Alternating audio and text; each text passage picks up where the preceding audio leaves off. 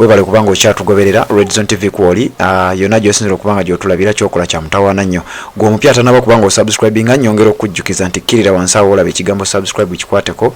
osubscribinga ku channel eno kwata kadeka notification obeere nga tomisinga nsonga yonna ensonga ezigenda maaso ez'abakulu ababiri omuli Honorable Abed Bwanika ne Mathias Mpuuga eza ssente bwe zasinzira jjukira byasinzira ku ssente ey'omuwi w'omusolo emiliyoni 5 ezaweebwa Mathias Mpuuga ng'akasiimo ke yayita gratuity abakulu mu kibiina ekya National Unity Platform byonna bibaddeyo mubadde mu bimanyi naye kakati nkuleetedde ebigambo bya Honorable Luttamaguzi Semakula akiikirira abantu b'e Nakaseke byayogedde ku mukulu omu ku bano amanyiddwa nga Honorable Abed Bwanika. Jjukira Abed Bwanika yabadde ku CBS n'ayogera ebigambo bingi nnyo byonna mwabiwulidde bulungi nnyo obanga obadde otugoberera nabikuwadde wano ku mukutu gwaffe ogwa Red Zone TV era nkakasa wabiwulidde bulungi nnyo. Kakati abamu ku babaka aba National Unity Platform abakkiririza mu nkyukakyuka eyaddala abakkiririza mu Robert Kyagulanyi Center mu anjagala okutegeeza nti bavuddeyo emirundi mingi nnyo nga bagezaako okutangaaza ku buli kigambo abakulu bano kye boogera omuli Abed Bwanika eyeekuba engalike buli kaseera omuli Honorable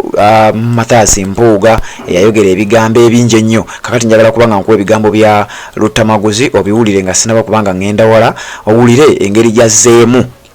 Honorable Abed Bwanika ku bigambo byayogedde naddala eggulo bwe yabeeredde ku CBS FM bw'ati bwe yagambye kanzije tubeere nga tweyongerayo tubitemeeteme naye ng'ebigambo bye bino we yabyogeredde abadde ku Beat FM olunaku olwaleero bamubuuziza ku nsonga ezo wulira bw'agambye nzijewo tubeere nga tweyongerayo.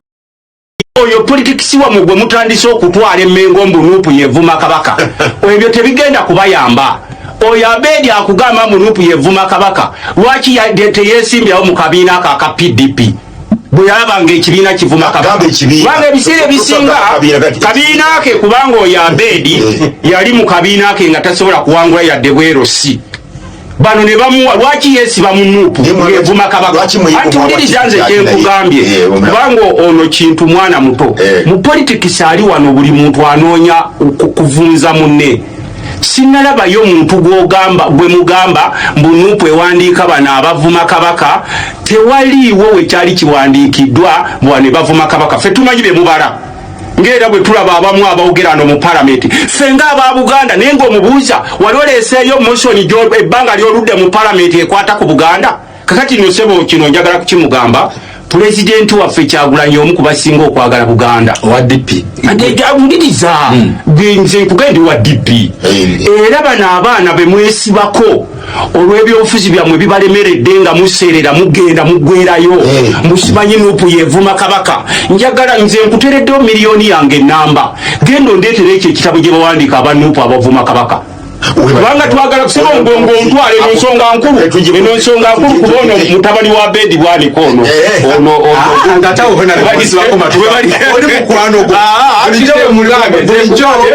mwewale bannabyabufuzi ababa baseerera ng'ensi ebakubye ne batandika okwekwata ku Mengo ffe tuli Baganda nze seetuuma bwetubiri musajja muganda nejjajja wange abadde minisita we Mengo Dr. Jakaluyoyo ate okwawukana kino kiwulire okwawukanako ne ku balala nze kabaka yampa sikulu fees nga nsobe Makerere obadde okimanyi n'olwekyo kati bano boowulira bannabyabufuzi abaseerera bano ng'ensi etandise okubategeera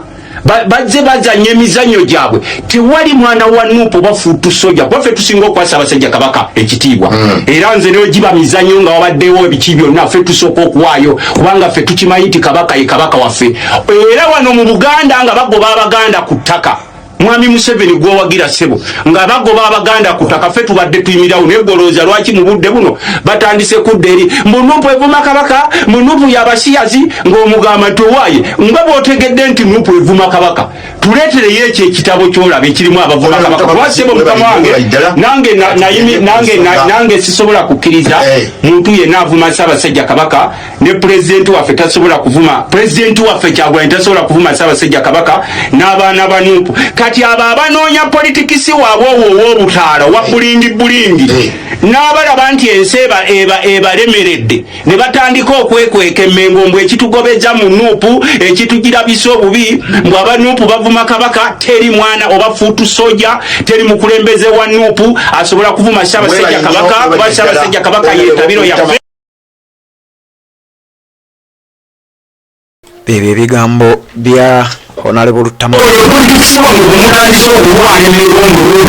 Yes, Honorable Luttamaguzi bwatyo bwayogedde ndowooza biwulidde bulungi nnyo. Ono nno naye y'omu ku babaka era abaludde mu Parliament ate ng'ali ku kaadi eya DP naye nga ye akyogera luno nti ono Robert Kyagulanyi Ssentamu ye mukulembezeewe era amaze ebbanga ng'ekyakittaanya buli wafuna omuzindaalo ba buli wabeera ku interview yonna akyogera luno nti nze Robert Kyagulanyi Ssentamu ye president we era okusinziira ku mawulire agaliwo galaga nti Luttamaguzi ekisanja ekiddako waba wakuvuganya mu kalulu k'obwa MP Nakaseke agenda kujjira mu kaadi eyekibiina ekya National Unity Platform. Nsobola okuwa ebitonotono ebikwata ku Honorable Luttamaguzi ono bw'obanga obadde tobimanyi oyinza okuba ng'obitegeerera wano ku Red Zone TV. Bamuyita Paulson Kasana Semakula Luttamaguzi yazaalibwa ng'ennaku z'omwezi 25 mwezi gwa Desemba omwaka gwa 1979 era nga wetwogerera alina emyaka 44.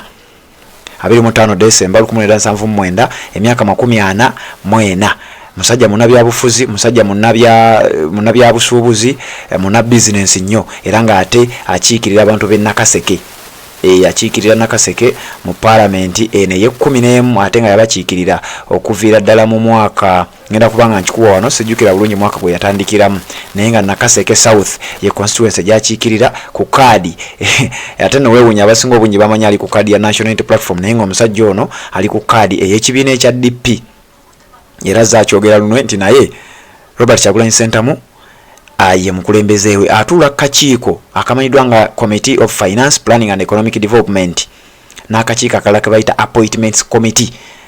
Ebyo ndowooza abituddemu mu Parliament eri ewedde. Ekisanja kino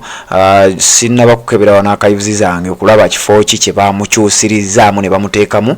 naye nga abadde mukozi mulungi nnyo naddala ku side ey'opposition abadde y'omu ku ba vibrant MPs mu Parliament eno abadde batuula ne boogera ensonga ez'amaanyi era avuddengayo nnyo n'akuba ensonga naddala ezikwata ku muntu wa wansi gavumenti bwebanga erina byetakutte bulungi. Yoyo Honorable Paulson Luttamaguzi Semakula akiikirira abantu ba Nakaseke South mu Parliament bwatyo bwagambye nakugambye buli mubaka yenna nga mubaka wa Parliament ng'ali ku level ya bubaka bwa Parliament bw'anaavangayo n'abako ekigambo kyayogera ku nsonga zino kinkakatako wano ku Red Zone TV okubeera nga mukuleetera obeere nga naawe omuwuliriza bulungi nnyo ebigambo bye bibeere nga nabyo obiwuliriza bulungi nnyo. Ensonga z'abakulu bano Abed Bwanika